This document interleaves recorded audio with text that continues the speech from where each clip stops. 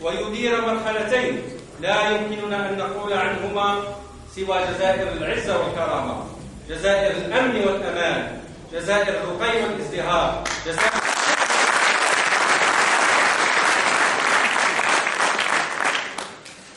السادة الأفاضل، إن واجبنا الوطني وضميرنا الحي يفرض علينا أن نقف جنبا إلى جنب مع هذا عبد العزيز بوتفليقة الذي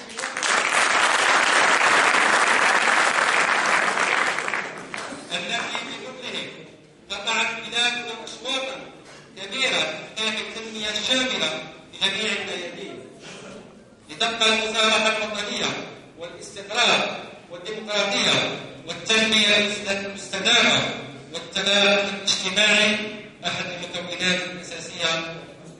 لمسعى تجديد التجدد الوطني الواجب استكماله. ولبلوغ هذا المؤتمر لا بد من الاستمرارية وتجديد الثقة بقوة المشاركة